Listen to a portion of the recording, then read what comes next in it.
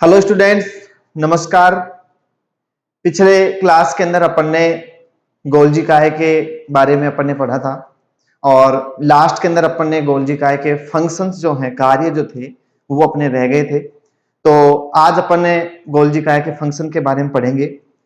यहाँ पर जो भी अपन ने गोल्जी काहे के फंक्शन पढ़ेंगे, सेल के अंदर क्या क्या कार्य होते हैं उसके, उनके बारे में अपन अध्ययन करेंगे, जिसमें 2 या 3 ऐसे फंक्शन है, मेजर फंक्शन, जिनमें से एग्जाम के अंदर पहले भी क्वेश्चन पुटअप हुआ है और आगे भी क्वेश्चन आने की पूरी पूरी संभावना बनती है, इसलिए मेजर है और ध्यान से देखेंगे अपन।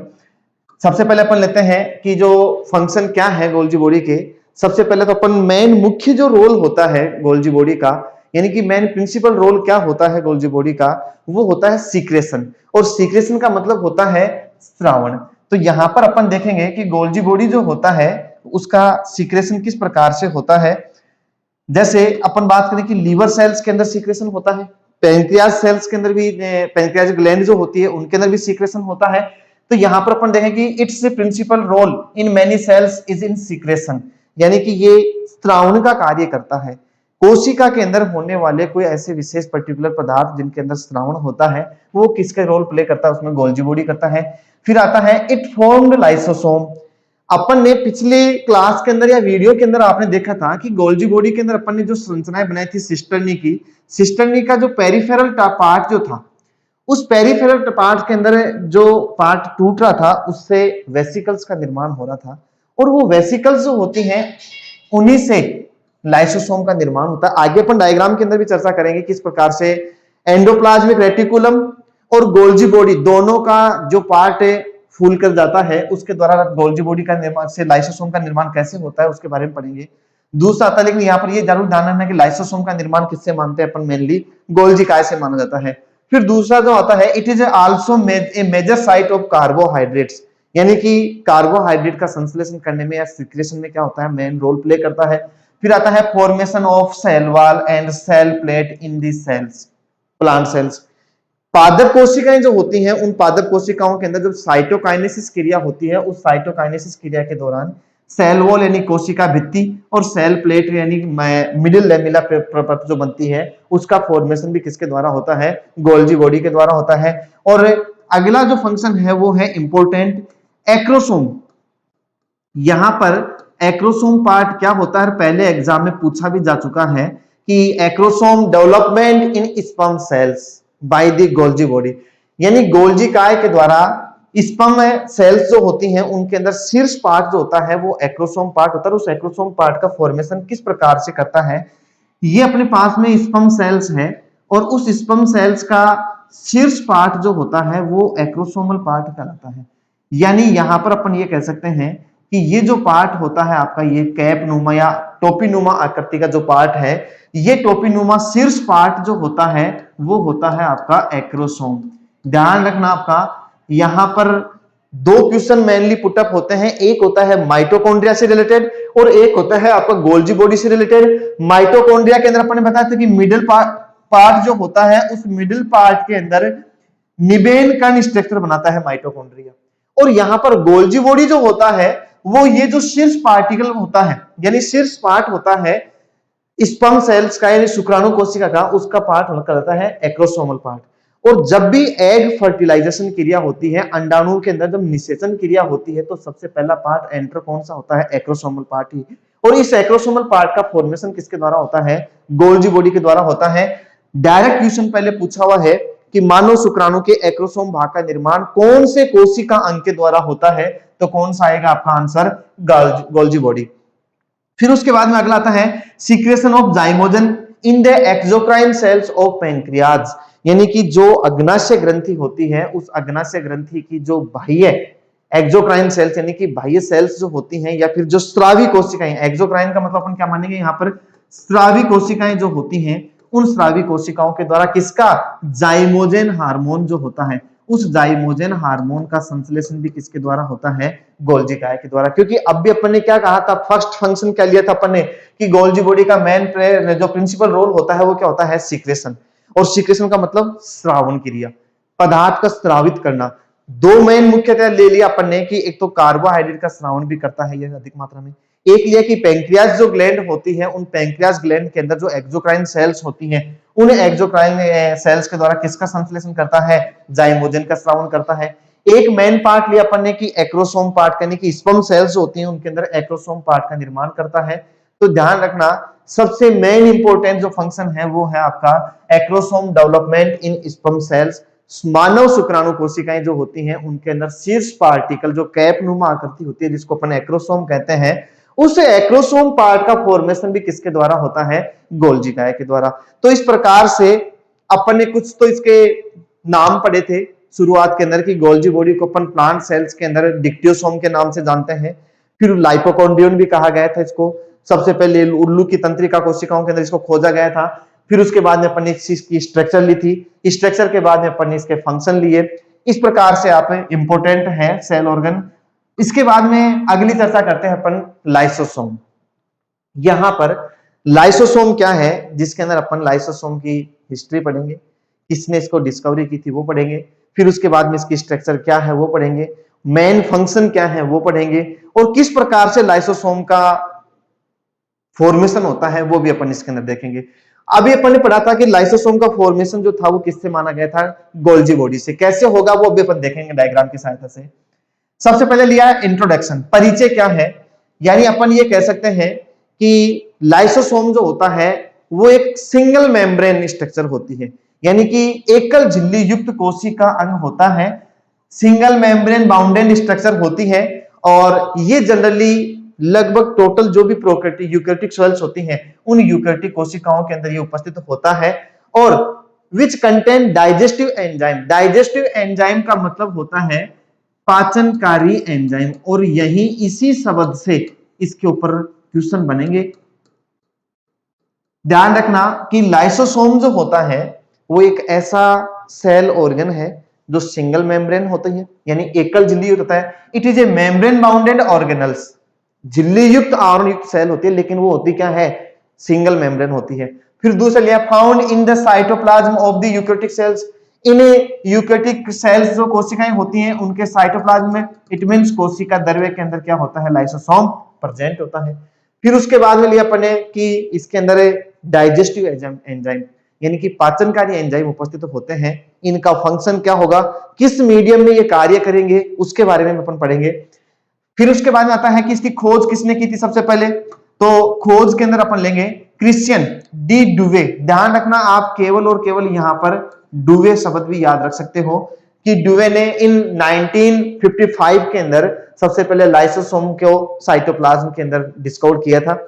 और lysosome is known as suicide bag, यानी सुसाइड बैग का मतलब क्या कहेगा अपन इसको, आत्मघाती थैली भी कहा जाता है।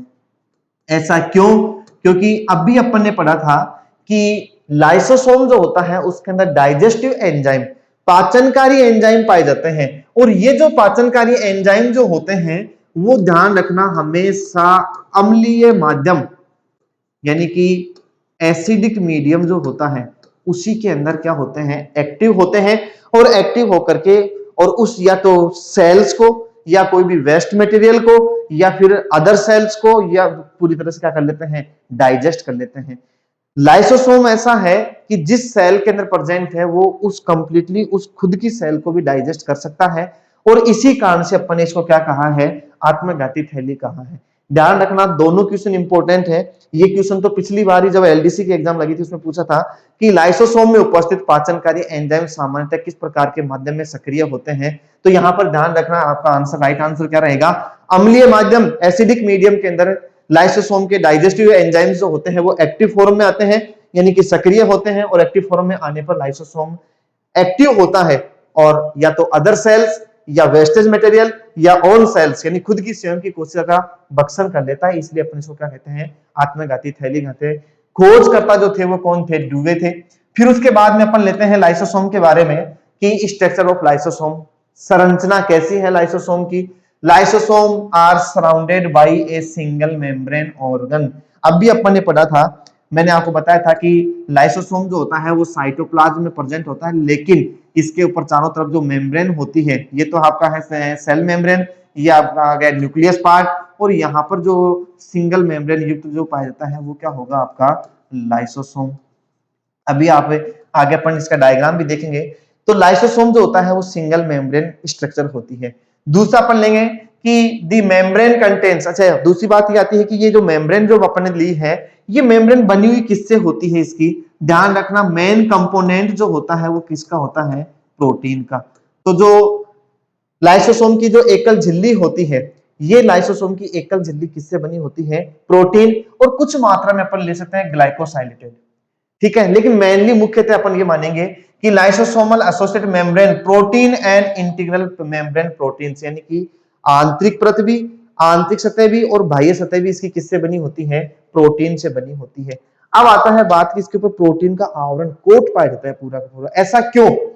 क्योंकि जब भी इसके अंदर एंजाइम एसिडिक मीडियम के अंदर हाइड्रोलाइटिक एंजाइम जैसे एक्टिव फॉर्म में आएंगे, यानी यहां पर इसके अंदर जो भी डाइजेस्टिव एंजाइम प्रेजेंट है और जैसे इसको एसिडिक मीडियम मिलेगा तो ये डाइजेस्टिव एंजाइम जो होते हैं वो अटैक करते हैं, और उस अटैक से बचाव के लिए, यानी हो सकता है कि ये एंजाइम इसकी ही मेम्ब्रेन को, सॉरी इसके अंदर जो डाइजेस्टिव एंजाइम भरे हुए हैं, ये डाइजेस्टिव एंजाइम हो सकता है इसी की मेम्ब्रेन को क्या करते हैं, डाइजेस्ट कर सकते हैं, यानी कि पचा सकते हैं उसको भी। इसलिए प्रोटीन से बनी ही सिंगल मेम्ब्रेन पाई जाती है, ताकि जैसे ही डाइजेस्टिव एंजाइम, पाचनकारी एंजाइम अगर सक्रिय होंगे अम्लीय माध्यम के अंदर, तो वो अपनी खुद की मेम्ब्रेन को बचा सकता है उसके द्वारा। आगे अपने पास में स्ट्रक्चर आएगी भी इसकी, देखिए अपन आगे लेते हैं। Lysosome are filled with hydrolase enzyme. अभी अपन ने चर्चा की थी कि लाइसोसोम जो होता है वो पूर्णतः किससे भरा होता है, हाइड्रोलेज एंजाइम से। फिर उसके बाद में लिया कि lysosomal enzyme are classified into 6 types, namely लगभग 6 प्रकार के लाइसोसोम के अंदर 6 प्रकार के अपन ने डाइजेस्टिव एंजाइम यानी कि पाचनकारी एंजाइम अपन ने लिए हैं। और ध्यान रखना यहां पर मैं जो एंजाइम का नाम दे रहा हूं, जैसा उनका नाम है वैसा ही उनका फंक्शन रहेगा। जैसे मैं ये कहूं कि protease, P4 protease enzyme which digest protein molecules, यानी कि ऐसे एंजाइम जो किसका पाचन कर लेंगे, प्रोटीन का पाचन कर लेंगे। दूसरे अपने लाइपेज, L4 लिपिड और L4 लाइपेज, तो ये किसका पाचन कर लेंगे, वसा यानी लिपिड का पाचन कर लेंगे। फिर उसके बाद में एमाइलेज, एमाइलेज जो होता है वो कार्बोहाइड्रेट्स का पाचन कर लेगा, तो विच डाइजेस्ट कार्बोहाइड्रेट्स। न्यूक्लियस यानी N4 न्यूक्लियस और N4 न्यूक्लिक एसिड, यानी ये किसका पाचन कर लेगा, न्यूक्लिक एसिड यानी कि डीएनए और आरएनए। तो यहां पर अपन ये मानेंगे कि अपन ने जो स्ट्रक्चर ली है और उस स्ट्रक्चर की अगर अपन बात करें तो अपने पास में ये एक स्ट्रक्चर है इसकी।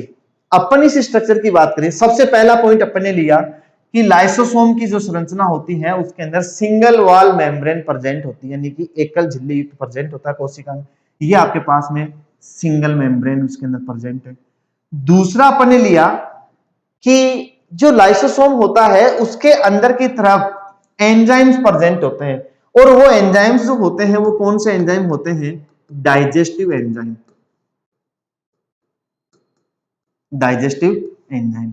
ये जो डाइजेस्टिव एंजाइम जो होते हैं इनका एक्टिवेशन, यानी कि ये एक्टिव कब होंगे, जब मीडियम कैसा हो जाएगा, एसिडिक, यानी कि एसिडिक मीडियम के अंदर ये एक्टिव होंगे। अब तीसरा क्वेश्चन अपने लिया कि सेल मेम्ब्रेन, सॉरी जो सिंगल मेम्ब्रेन जो इसके ऊपर उपस्थित है, ये सिंगल मेम्ब्रेन जो होती है वो किससे बनी होती है, प्रोटीन से, यानी कि प्रोटीन मॉलिक्यूल से बनी हुई है, और ये प्रोटीन कोट उपस्थित होता है यानी आवरण पाया जाता है पूरा का पूरा। ऐसा क्यों, क्योंकि जैसे इसके अंदर डाइजेस्टिव एंजाइम प्रेजेंट है और वो एक्टिव फॉर्म में आएंगे तो वो इसकी खुद की मेम्ब्रेन को डाइजेस्ट नहीं कर पाए, इसलिए प्रोटीन उसको क्या करती है, प्रोटेक्शन प्रोवाइड करवाती है, सुरक्षा प्रदान करने का कार्य करती है। फिर उसके बाद में लिया अपन ने यहां पर कि लाइसोसोम जो होता है, lysosomal enzymes are collectively called as hydrolase, यानी कि लाइसोसोम जिन एंजाइम को इकट्ठा करता है वो एकत्रित किए गए एंजाइम कौन से कहलाते हैं, हाइड्रोलेजेज एंजाइम कहलाते हैं। अब वो हाइड्रोलेज एंजाइम, अभी अपन ने पढ़ा था कि वो हाइड्रोलेज एंजाइम कितने प्रकार के हो सकते हैं इसके अंदर, प्रोटीन का डाइजेशन करने वाला प्रोटीज, लाइपेज का, सॉरी लिपिड का डाइजेशन करने वाला लाइपेज एंजाइम, न्यूक्लिक एसिड्स का डाइजेशन करने वाला न्यूक्लियेज एंजाइम, और कार्बोहाइड्रेट का डाइजेस्ट करने वाला एंजाइम कौन सा आएगा, एमाइलेज। तो मेनली अपन ने यहाँ पर कुछ से एंजाइम लिए कि जो लाइसोसोम में प्रेजेंट होते हैं, जैसा इनका नाम है वैसा ही रिलेटेड फंक्शन होता है। इस प्रकार से अपन ने लिया। फिर उसके बाद में लेते हैं अपन इसकी संरचना के अंदर ही कि ये एंजाइम को कलेक्ट करता है। Most of the lysosomal enzyme function in the acidic medium. Important है, मैंने आगे लिखा भी है, स्ट्रक्चर के अंदर भी लिखा है डायग्राम के पास में कि ये हाइड्रोलाइज जो एसिडिक मीडियम के जो हाइड्रोलाइज डाइजेस्टिव एंजाइम जो होते हैं वो सारे कंप्लीटली रूप से किस में काम करते हैं, एसिडिक मीडियम में ही काम करते हैं। Hence they are called as acid hydrolase enzyme. ध्यान रखना, आपको पाचनकारी एंजाइम की जगह पर एसिड हाइड्रोलेज एंजाइम भी अगला दे सकता है। इंपॉर्टेंट है आपका, अमूमन ये जो लाइसोसोम के प्रोक्यूशन जो बनते हैं आत्मघाती थैली, सुसाइड बैग के नाम से सभी को पता रहता है। लेकिन यहां पर क्वेश्चन जो पुटअप होने की संभावना है वो यहीं से है कि जो लाइसोसोम होता है उसके अंदर डाइजेस्टिव एंजाइम पाए जाते हैं, पाचनकारी एंजाइम पाए जाते हैं। वो क्या कहलाते हैं, एसिड हाइड्रोलेज एंजाइम कहलाते हैं। क्यों कहलाते हैं, क्योंकि इन्हीं एसिड हाइड्रोलेज एंजाइम इसलिए कहा क्योंकि ये डाइजेस्टिव एंजाइम एसिडिक मीडियम में ही एक्टिव होते हैं, इसलिए दोनों लाइन इंपॉर्टेंट है, ध्यान रखा जाए इनका। फिर उसके बाद में लिया अपन इसकी संरचना के बारे में। अब आगे अपन लेते हैं कि किस प्रकार से इनका फॉर्मेशन होता है। देखिए यहां पर ये जो डायग्राम था वो तो था आपका एंडोप्लाज्मिक रेटिकुलम का, यानी अंतःपर्दवी जालिका का। यहां पर जैसे ही वेसिकल्स का फॉर्मेशन होगा, यानी कि इसके अंदर सिस्टर्नी पार्ट जो रहेगी, अपने संरचना में पढ़ा था कि एंडोप्लाज्मिक रेटिकुलम के अंदर सिस्टर्नी पार्ट जो होता है उस सिस्टर्नी पार्ट का जैसे परिपक्वन होता है, मैच्योरेशन होता है, वेसिकल्स पार्ट अलग हो जाएगा। और उस वेसिकल पार्ट से किसका फॉर्मेशन किया अपन ने, गोल्जी बॉडी का। फिर गोल्जी बॉडी के अंदर भी जो सिस्टर्नी पार्ट है, यहाँ पर ये जो पार्ट है वेसिकल्स वाले, ये सेपरेट हो जाएंगे, यानी कि जैसे परिपक्व होंगे अलग हो जाएंगे। तो यहाँ पर ये जो पार्ट अलग हुआ है ये आपस में अटैच होंगे और उससे किसका फॉर्मेशन हो जाएगा, लाइसोसोम का हो जाएगा। अब आगे आता है अपने पास में कि लाइसोसोम जो होता है वो फैगोसाइटोसिस की क्रिया भी दर्शाता है। आगे मैकेनिज्म अपने फंक्शन जब पढ़ेंगे तो उसके अंदर आएगा कि जो लाइसोसोम जो होता है वो फैगोसाइटोसिस की क्रिया दर्शाता है। फैगोसाइटोसिस का मतलब क्या होता है, किसी भी एक सेल्स के द्वारा फूड पार्टिकल्स को अंदर करके और उसको डाइजेस्ट करना ही क्या कहलाता है, फैगोसाइटोसिस। ये कोई भी एक फूड पार्टिकल था, यहां पर जो आपके पास में लाइसोसोम है उस लाइसोसोम ने उस फूड को अंदर ले लिया, यानी वो फूड वैक्यूल बन गई और वो फूड वैक्यूल के द्वारा क्या हो जाएगा, उसका डाइजेशन हो जाएगा। एक आता है ऑटोफेजी क्रिया। ऑटोफेजी क्रिया का मतलब कि जैसे ही मान लीजिए ये आपका लाइसोसोम था, जैसे ही यहाँ पर गोल्जी बॉडी या एंडोप्लाज्मिक रेटिकुलम से कोई भी वेस्टेज मटेरियल अगर टूट करके आता है तो वो उसका पूरी तरह से क्या कर लेता है, डाइजेशन कर लेता है। तो वो मैकेनिज्म क्या कहलाएगी, ऑटोफेजी कहलाएगी। इस प्रकार से ये था अपने पास में इसका डायग्राम। फिर उसके बाद में आता है फंक्शन क्या होते हैं। सबसे पहला आता है हेट्रोफेजी। अपन यहां पर मेनली 4 फंक्शन लेंगे लाइसोसोम के। पहला तो अपन फंक्शन लेंगे हेट्रोफेजी, दूसरा लेंगे अपन ऑटोफेजी, तीसरा लेंगे अपन ऑटोलाइसिस और चौथा लेंगे अपन फर्टिलाइजेशन। तीनों चारों जिसमें ऑटोफेजिक और एक आएगा ऑटोलाइसिस और एक आएगा फर्टिलाइजेशन, इंपॉर्टेंट है, तीनों के ऊपर क्वेश्चन पूछ सकता है आपको। Heterophagy as the lysosomal digestion of extra cellular material by the process of endocytosis. अभी अपन ने डायग्राम की बात की थी। हेट्रोफेजी क्या होता है कि कोई भी एक्स्ट्रा सेलुलर मटेरियल जो होता है उस एक्स्ट्रा सेलुलर मटेरियल को कौन सी मैकेनिज्म के द्वारा, एंडोसाइटोसिस मैकेनिज्म के द्वारा। क्योंकि एंडोसाइटोसिस का मतलब क्या होता है, सेल के द्वारा अंदर पदार्थ लेना। जैसे अभी अपन डायग्राम इसकी बात कर रहे थे, ये एक ऑटोफेजिक हेट्रोफेजिक क्रिया है। हेट्रोफेजिक क्रिया कैसे है, क्योंकि कोई भी अगर वेस्ट मटेरियल जो है उसको फैगोसाइटोसिस एक एंडोसाइटोसिस का ही टाइप होता है, उसकी सहायता से अंदर लिया, उसको पूरी तरह से क्या कर दिया, उसको डाइजेस्ट कर दिया, तो वो क्रिया जो होती है वो कहलाती है हेट्रोफेजिक क्रिया। फिर उसके बाद में आता है ऑटोफेजिक। यहां पर ध्यान रखना, इसको अपन कहते हैं सवक्षाणु, सवक्षाणु क्रिया। सवक्षाणु क्या होता है, autophagy is a normal physiological process in the body that, जो कि डील्स, यहां पर ध्यान रखना विथ आएगा, with destruction of cell in the body. Destruction का मतलब होता है यहां पर विनाशकारी, यानी कि ऑटोफेजी क्रिया क्या होती है, सवक्षाणु। अपन यहां पर एक सामान्य सी भाषा में बात करें कि एक तो होता है ऑटोफेजी और एक होता है ऑटोलाइसिस। एक तो होता है स्वभक्षाणु और एक होता है संलयन क्रिया। तो यहां पर संलयन क्रिया तो आगे आएगी। स्वभक्षाणु क्रिया क्या होती है? जब शरीर के अंदर अपनी बॉडी जो है उसकी बॉडी के अंदर जो सेल्स होती हैं, कोशिकाएं जो होती हैं, उन कोशिकाओं के अंदर अगर कोई भी ऐसी कोशिका हो जो विनाशकारी कोशिका होती है, वो विनाशकारी सेल्स जो होती हैं उसको लाइसोसोम जो होता है वो भक्षण कर लेता है, उसको पूरी तरह से डाइजेस्ट कर लेता है। क्योंकि विनाशकारी सेल्स अगर है, डिस्क्रिप्शन में अगर सेल है, इसका मतलब उसके अंदर जो लाइसोसोम प्रेजेंट रहेगा उसमें मीडियम एसिडिक आएगा और उस एसिडिक मीडियम के कारण से उसके अंदर जो डाइजेस्टिव एंजाइम है वो एक्टिव होंगे और उस सेल्स को क्या कर लेते हैं? भक्षण कर लेते हैं। तो स्वभक्षाणु का मतलब होता है कि लाइसोसोम जो होता है बॉडी के अंदर प्रेजेंट या किसी भी ऑर्गन के अंदर प्रेजेंट सेल्स जो होती हैं जो कि एक खतरनाक बनती जा रही है उस बॉडी के लिए, तो उस सेल्स का क्या कर लेता है? भक्षण कर लेता है। वो क्रिया तो कहलाती है स्वभक्षाणु क्रिया। फिर एक आता है अगला फंक्शन अपन लेंगे, वो आएगा आपका ऑटोलाइसिस। ऑटोलाइसिस का मतलब होता है संलयन। संलयन का मतलब ये होता है, आपने जनरली अपन एक एग्जांपल लेते हैं, एम्फीबियंस, मेंढक है, मेंढक का जो लार्वा होता है उसको अपन बोलते हैं टेडपोल। Tadpole larva. और टेडपोल लार्वा से जब वयस्क मेंढक बनता है, वो क्रिया जो होती है वो कहलाती है मेटामॉर्फोसिस। मेटामॉर्फोसिस यानी अपन ये कह सकते हैं कि वो क्रिया क्या कहलाएगी? कायांतरण क्रिया। ध्यान रखना, क्वेश्चन पूछा हुआ है यहां से। अपन ने एम्फीबियन का एग्जांपल लिया किसको समझाने के लिए? ऑटोलाइसिस क्रिया के लिए। और इसके ऊपर क्वेश्चन आया भी, हम बताऊं अभी कैसे पूछा था।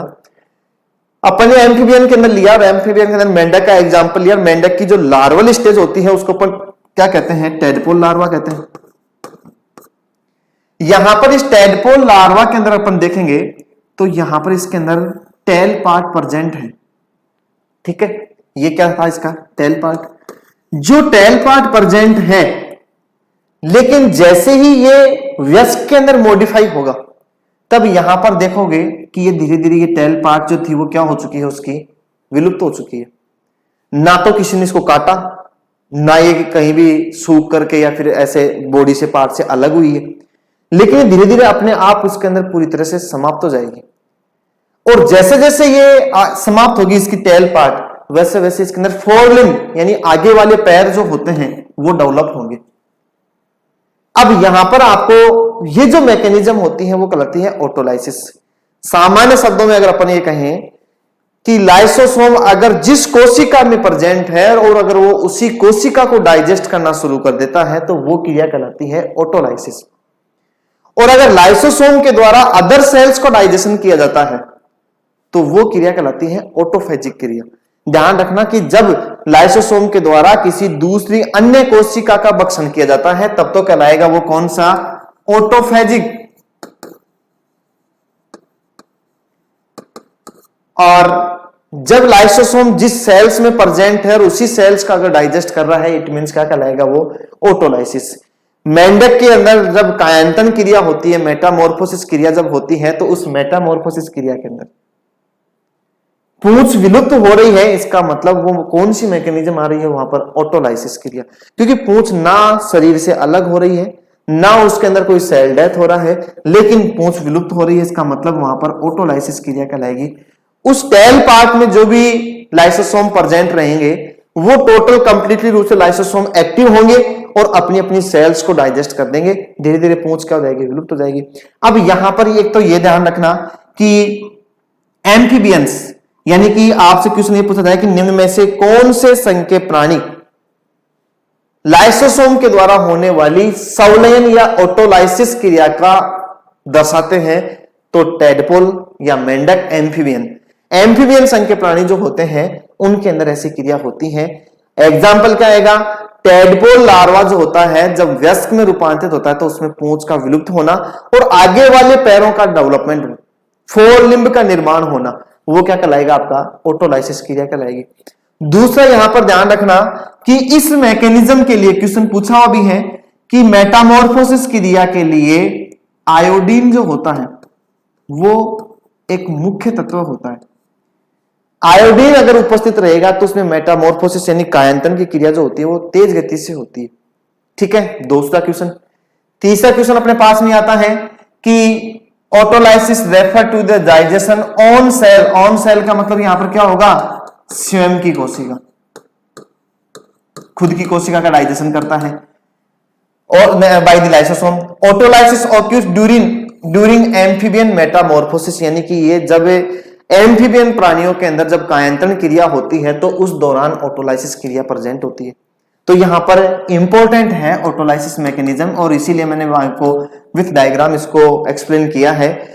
ध्यान रखना कि अगर लाइसोसोम के द्वारा खुद की स्वयं की सेल्स का अगर डाइजेशन किया जाता है वो ऑटोलाइसिस, अदर सेल्स का डाइजेशन कर रहा है ऑटोफेजिक। फिर उसके बाद में लिया अपन ने कि ऑटोलाइसिस क्रिया जो होती है वो कब प्रेजेंट होती है, कब अपन लेंगे इसका एग्जांपल, जो एम्फीबियंस होते हैं उन एम्फीबियन प्राणियों के अंदर जब मेटामॉर्फोसिस, इट मींस क्या कहेंगे अपन, कायांतरण क्रिया जब होती है तो उस दरमियान टैडपोल लार्वा में टेल पार्ट क्या हो जाती है, डिसअपियर होती है, वो क्या कहलाता है आपका ऑटोलाइसिस क्रिया होती है। अब अगला आता है फर्टिलाइजेशन।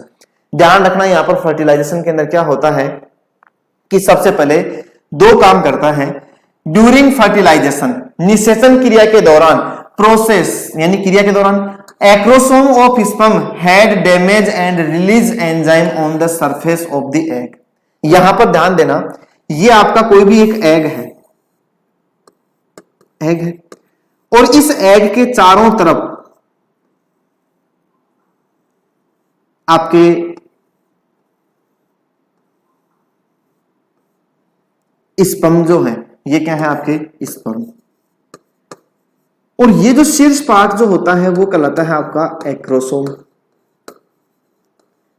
इस प्रकार से कंप्लीट रूप से चारों तरफ इस एग मेम्ब्रेन के ऊपर यानी अंडाणु की जो झिल्ली होती है उसके ऊपर शुक्राणु चिपक जाते हैं। यहां पर लाइसोसोम जो होता है वो क्या करता है कि इस जो एक्रोसोमल पार्ट जो होता है, ये एक्रोसोम कैपनुमा आकृति जो है, इसको क्या कर देता है, खंडित कर देता है। यानी कि क्या लिखा, ड्यूरिंग फर्टिलाइजेशन प्रोसेस, निषेचन क्रिया के दौरान एक्रोसोम ऑफ स्पर्म यानी कि स्पर्म का एक्रोसोम पार्ट होता है had damage and release enzyme on the surface of the egg. अब जैसे ये एक्रोसोम पार्ट अगर जैसे यहां पर से रिलीज डैमेज होगा तो इसके द्वारा एंजाइम स्रावित होंगे, और जो एंजाइम स्रावित हो रहे हैं वो इस एग मेम्ब्रेन को, अंडे की झिल्ली जो होती है उसको क्या कर देते हैं, तोड़ देते हैं, जिसके कारण से इस एक्रोसोम से पीछे जो न्यूक्लियस पार्ट जो होता है वो इजीली इसके अंदर पार्ट में क्या हो जाता है, एंटर हो जाता है। जैसे यहां पर अगर अपन बात करें कि जैसे एक्रोसोम पार्ट एंटर कर गया इस एग के अंदर, तो यहां पर अपन ये कह सकते हैं these enzyme digest the egg membrane and provide way for the entry of sperm nucleus into the egg. यानी जैसे ही यहां पर मेन मुख्य ये है, सबसे पहले मैंने बताया कि एक्रोसोम पार्ट को खंडित करेगा लाइसोसोम। जैसे ही लाइसोसोम का द्वारा एक्रोसोम पार्ट खंडित होगा तो इसके द्वारा क्या बाहर निकलेगा, डाइजेस्टिव एंजाइम।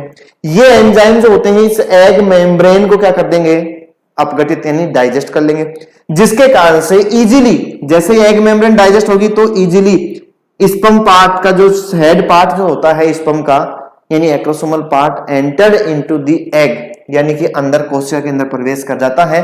क्या, स्पर्म न्यूक्लियस, यानी ये यहां पर न्यूक्लियस पार्ट जो होता है, ये न्यूक्लियस पार्ट अंदर क्या हो जाएगा, एग में, और फर्टिलाइजेशन की जाएगी। तो इस प्रकार से मेनली आपको तीन फंक्शन इंपॉर्टेंट है, तीनों के ऊपर क्वेश्चन पुटअप होने की चांस रहते हैं। पहला लिया ऑटोफेजिक, लाइसोसोम के द्वारा किसी दूसरी सेल्स का डाइजेशन कर देना। दूसरा लिया अपन ने ऑटोलाइसिस, अपनी खुद की कोशिका का भक्षण कर देना, जिसके अंदर क्या आ जाएगा, एम्फीबियंस आ जाएगा एग्जांपल। तीसरा लिया अपन ने फर्टिलाइजेशन की एक्रोसोम पार्ट का डाइजेशन करता है, जिससे एक्रोसोमल पार्ट के द्वारा डाइजेस्टिव एंजाइम रिलीज होंगे और वो एग मेम्ब्रेन को क्या कर देते हैं, नष्ट कर देते हैं, जिसके कारण से न्यूक्लियस अंदर चला जाता है, केंद्र अंदर जाने से निषेचन क्रिया कंप्लीट होती है उसके अंदर। फिर उसके बाद में लिया अपन ने राइबोसोम। इस प्रकार से लाइसोसोम इंपॉर्टेंट है और इसी कारण से अपन ने इसको सुसाइड बैग कहा। अगला जो सेल ऑर्गेनेल जो आता है वो आता है आपका राइबोसोम। राइबोसोम इंपॉर्टेंट पार्ट है। सबसे पहले तो ये कि राइबोसोम जो होता है वो साइटोप्लाज्म में प्रेजेंट होता है। आपके पास में जो भी सेल है उस सेल का न्यूक्लियस पार्ट, और ये पार्ट क्या कहलाएगा आपका साइटोप्लाज्म। और जो साइटोप्लाज्म पार्ट प्रेजेंट होता है उसके अंदर क्या रहते हैं आपके राइबोसोम रहते हैं। और राइबोसोम जो होते हैं वो विदाउट मेम्ब्रेन ऑर्गेनल होते हैं, यानी इनके ऊपर कोई प्रकार की झिल्ली उपस्थित नहीं होती है, पहली कंडीशन। दूसरी कंडीशन की ये ऐसा सेल ऑर्गन है जो प्रोकैरियोटिक एंड यूकैरियोटिक यानी कि बोथ सेल्स में प्रेजेंट होता है, दोनों प्रकार की कोशिकाओं में प्रेजेंट होता है। प्रोकैरियोटिक सेल्स में किस प्रकार का राइबोसोम होता है एंड यूकैरियोटिक सेल्स के अंदर किस प्रकार का राइबोसोम होता है। 70S टाइप का जो राइबोसोम होता है वो तो पाया जाएगा आपका प्रोकैरियोटिक सेल्स में, और 80S टाइप का जो राइबोसोम होता है, 80S प्रकार का जो राइबोसोम होता है वो होता है आपका यूकैरियोटिक सेल्स के अंदर। यहां पर अपन देखेंगे राइबोसोम आर स्मॉल ऑर्गेनल्स यानी छोटा सूक्ष्म कोशिकांग होता है, found in prokaryotic and eukaryotic cells, यानी दोनों प्रकार की कोशिकाओं में पाया जाता है। प्रोकैरियोटिक कोशिकाओं में भी उपस्थित रहेगा और आपका यूकैरियोटिक कोशिकाओं के अंदर भी प्रेजेंट रहेगा। मैंने आपको बता दिया है कि प्रोकैरियोटिक में कौन से प्रकार के होंगे और यूकैरियोटिक कोशिकाओं के अंदर किस प्रकार के राइबोसोम प्रेजेंट होते हैं। फिर आता है they are not membrane bounded, यानी इनके ऊपर कोई झिल्ली नहीं पाई जाती है, इसलिए ये झिल्ली रहित भी रहता है। तो ये तो था इसका एक सामान्य सा परिचय। फिर उसके बाद में लिया definition, cell organelle consisting of proteins and RNA, यानी ऐसा ऑर्गन या ऐसा कोशिका अंग जो उस कोशिका के अंदर प्रोटीन का निर्माण करता है और किसका निर्माण करेगा आपका आरएनए का निर्माण करता है। ध्यान रखना अपन इसको राइबोसोम को एक अन्य अदर नेम से भी जानते हैं, अपन इसको कहते हैं प्रोटीन फैक्ट्री।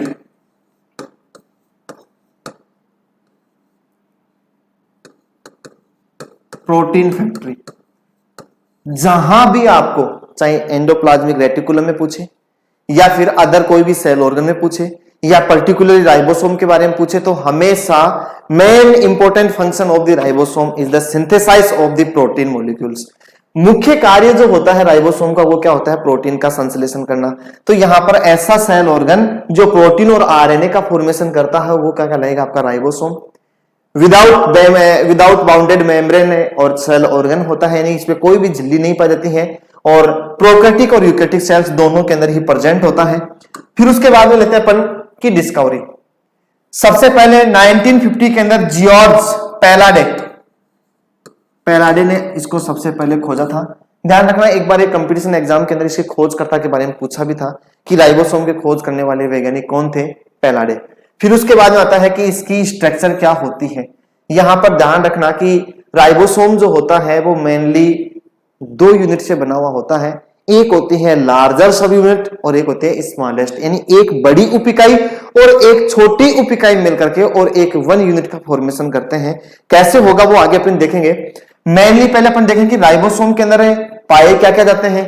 तो मेनली 2 एलिमेंट्स प्रेजेंट होते हैं। प्रोटीन की जो परसेंटेज वैल्यू जो होती है वो तो होती है 25 to 40%, 25 से 40% मात्रा में तो पाई जाती है प्रोटीन और 35 to 60% मात्रा में क्या होता है इसके अंदर आरएनए।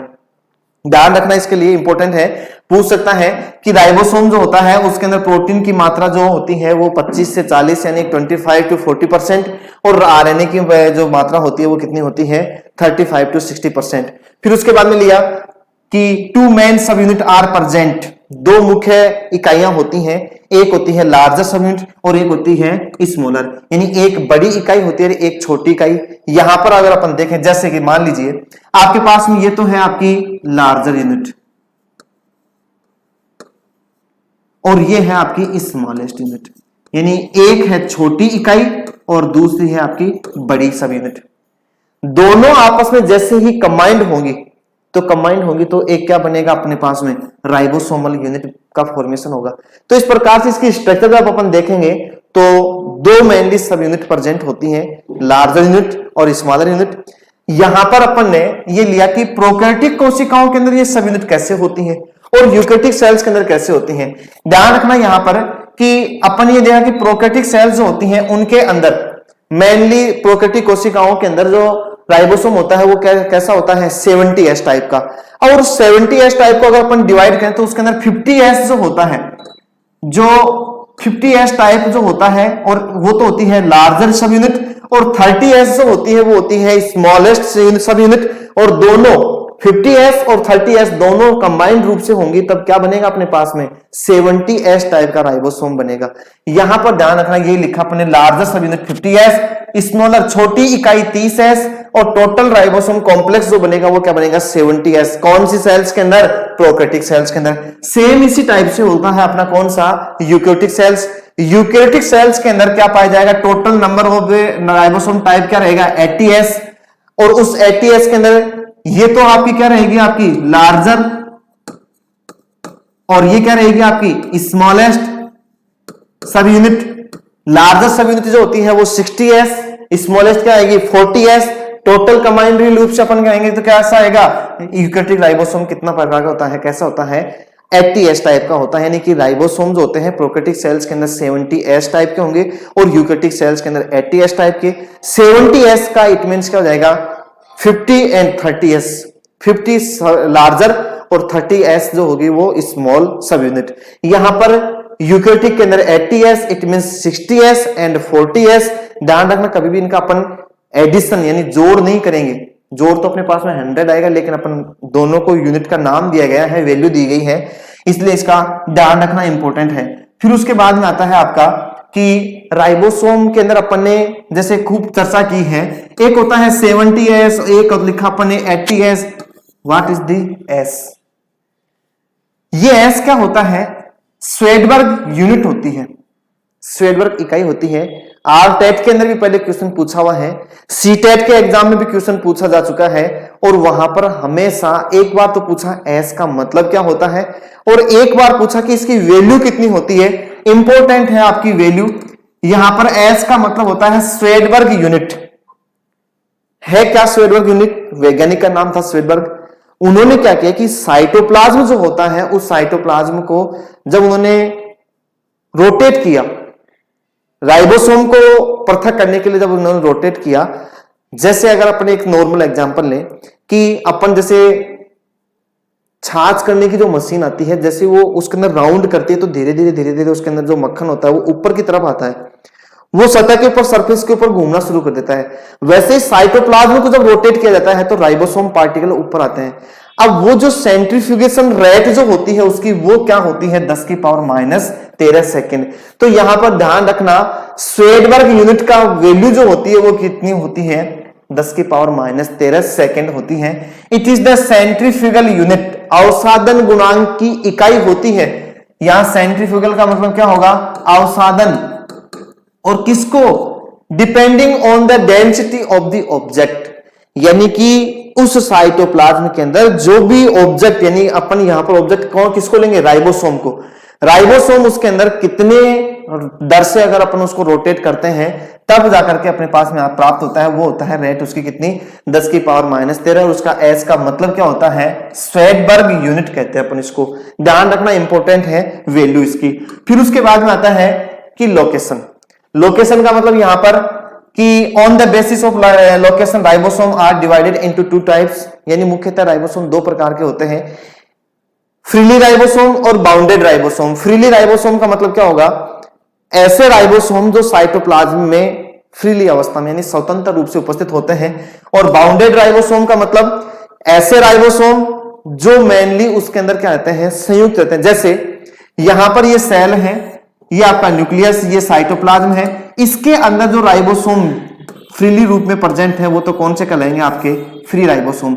एक आता है कि यहां से अगर अपन ने एंडोप्लाज्मिक रेटिकुलम के ऊपर जोड़ा, इसको खुरदरी अंतःपर्दी जालिका का फॉर्मेशन हुआ था या नहीं हुआ था, ये जो राइबोसोम अटैच है इसका मतलब ये कौन से कहलाएंगे? Bounded ribosome. फिर उसके बाद में अगला अपन लेते हैं कि free ribosome, these ribosome are found freely in the cytoplasm, कोशिका दर में मुक्त अवस्था में पाए जाते हैं। Bounded ribosome they are found attach to the surface of endoplasmic reticulum. यहां पर ध्यान रखना एंडोप्लाज्मिक और यहां पर आएगा अटैच्ड, यानी कि जोड़ने के लिए, जुड़ने के लिए क्या प्रदान करते हैं? सरफेस प्रदान करते हैं, सतह प्रदान करते हैं, और एंडोप्लाज्मिक रेटिकुलम के ऊपर यानी अंतःपर्दी जालिका के ऊपर जुड़ने के लिए क्या करते हैं, सतह प्रदान करते हैं, इसलिए इसको क्या कह दिया अपन ने, आर या खुरदरी अंतःपदलिया कहेंगे। फिर आता है इसका मेन फंक्शन, जो मैंने आपको बता दिया है कि मेनली फंक्शन जो होता है राइबोसोम का, प्रोटीन सिंथेसिस, प्रोटीन का संश्लेषण। अब यहां पर थोड़ा सा मॉडिफाई करते हैं अपन कि main function of ribosome is the translation. Translation का मतलब होता है, आपने पढ़ा होगा पहले, अनुवादन क्रिया। किसे कहते हैं, आरएनए के ऊपर उपस्थित जो भी कोड होते हैं, उन कोड के द्वारा एमिनो एसिड्स का फॉर्मेशन होता है, वो कहलाता है अनुवादन क्रिया। तो यहां पर translation of genetic information encoded in nucleotide basis of DNA into amino acids. DNA के ऊपर या आरएनए के ऊपर जो एमिनो एसिड्स को संश्लेषित करने वाले जो कोड होते हैं, उनके द्वारा, उन कोड को पहचान करके उनके द्वारा अपन एमिनो एसिड्स का अगर राइबोसोम फॉर्मेशन करता है तो वो कहलाता है। और एमिनो एसिड्स की पॉलीपेप्टाइड चेन जो होती है वो ही क्या कहलाती है, प्रोटीन कहलाती है। तो जनरली आप वैसे भी फंक्शन ध्यान रख सकते हो एक कि या तो आप ये कहते हो कि अनुवादन क्रिया के माध्यम से एमिनो अम्ल बनते हैं, और एमिनो अम्ल ही क्या होते हैं, प्रोटीन होती है। या फिर आप ये कह सकते हो कि केवल प्रोटीन संश्लेषण का कार्य करता है। इस प्रकार से अपन ने राइबोसोम और लाइसोसोम के बारे में पढ़ा। थैंक यू, आज के लिए इतना ही काफी है। अपन नेक्स्ट चर्चा करेंगे नेक्स्ट सेल ऑर्गन की नेक्स्ट क्लासेस के अंदर। ओके।